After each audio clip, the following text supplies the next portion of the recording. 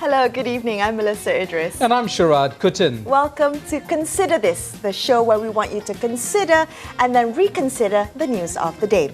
Let's begin with a look at ways to reform our electoral system. So the Electoral Reform Committee says that it is thinking about retaining the first-past-the-post system for state polls and introducing party list proportional representation in parliamentary contests. So essentially what this means is that it wants to keep the original system for the state seats, but perhaps change it up for the federal level.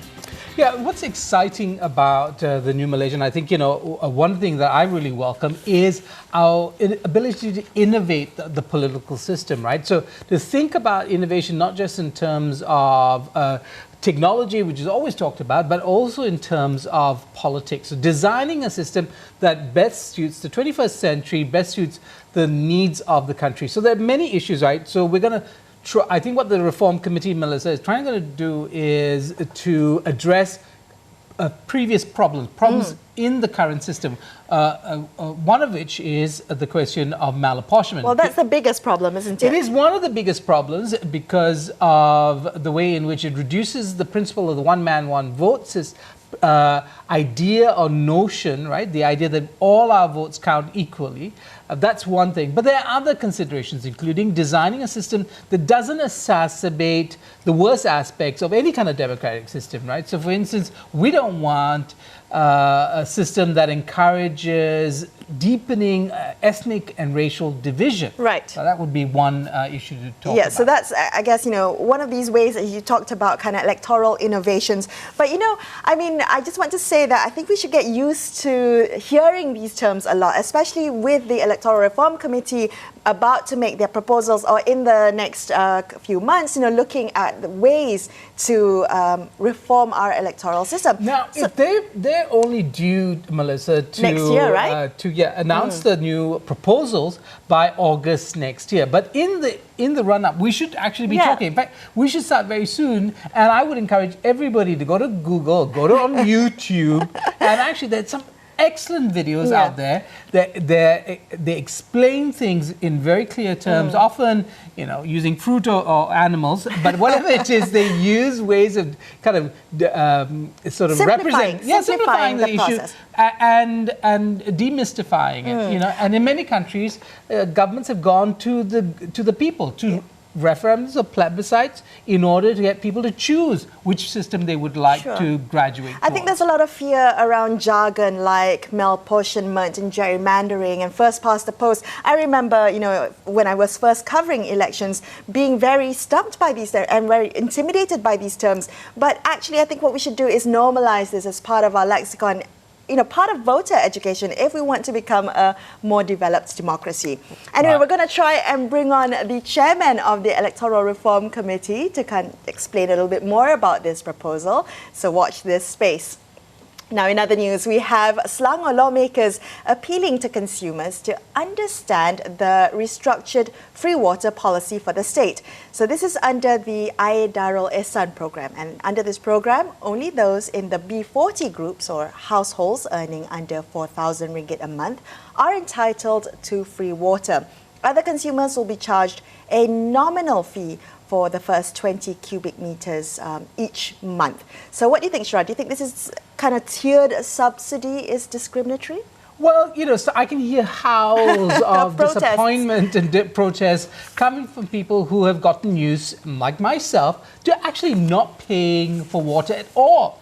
The question is whether some subsidies actually incentivize wasteful habits. So basically, if you don't have to pay X amount of, you don't have to pay anything for X amount of water, will you then just waste water until you get to the point in which you start to have to pay? And you sort of, is that what we want? Yeah. And also there's another principle, which is that, a subsidy, which is a cost to the taxpayer, should it go to the most needy? So needs-based. If you're earning more than 4,000 ringgit, isn't it reasonable to expect that you should pay 30, 40, 50 ringgit a month for your water use. Okay, well, this is similar to, I would say, perhaps the petrol subsidies, right? It's blanket subsidies, it's not really targeted. But if you wanted it to be targeted, a needs-based assessment would be quite expensive, and you might even get that wrong. Right, so this is where people understand that if you have a needs-based assessment, you have to put in place a kind of bureaucracy and assessment system. Somebody's got to be there, and it's a cost. It's again a cost to the taxpayer, right? So it might actually be easier to have a kind of a flat rate, A blanket and subsidy. then what you do is you give a coupon or you find a way of returning the money to the most needy so that they can pay it off, right? So there's always a cost to things that sometimes are hidden from view, like, for instance, a needs-based assessment system. Right? All right. Well, another story that's gone viral is the plight of a popular homestay in Selangor, Perak, which is being evicted by the state government. So there's a court order to evict the operators of Permaculture Farmstay, which was once featured in a National Geographic TV series for its homestay-style holidays, teaching guests about sustainable and off-the-grid living. So this has captured the attention of many netizens. It has, because it has all the elements of a great story of people doing the right thing, going back to nature, caring for the land, teaching others to care for the land. It's a wonderful story of a fairly young couple in their 40s, people who perhaps, in this case, the wife in this couple, it was a former accountant, I believe. So these are people who could have made it good in the kind of mainstream society, but have devoted themselves to thinking about other ways of living. And now they're hard done by, and this is the question, why? Why is it that the Perak state government has chosen to deal with them in this particular way? I have to say, the optics don't look very good for the Perak state government. I mean, you're absolutely right. This is a kind of feel-good story. This family, this farm is about sustainable living. They're educating the guests who come, teaching visitors how to live off the grid. So in this day and age of awareness of climate change, this is a real story that Malaysia should be highlighting. And governments should be protecting, yes, it seems, depending on too. the values of that government. So, we're often focused on looking at Pakatan Harapan at the federal level. Are we looking at the conduct of Pakatan Harapan governments, indeed of all governments, PAS-led, UMNO-led, in Perlis and Pahang, when it comes to at the state level? And so that, I think, is where this needs to kind of operate scrutiny of state level policies.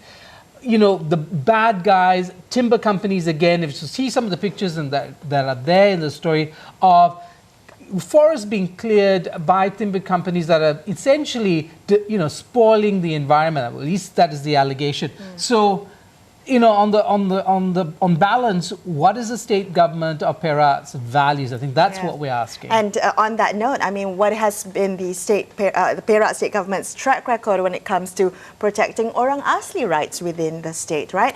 Anyway, this is an interesting story, one that needs to be unpacked further, but we'll be keeping a close eye on this one. Now, coming up in just a few minutes, we're going to take a closer look at the developments in the Food Panda riders dispute. Stay tuned to consider this.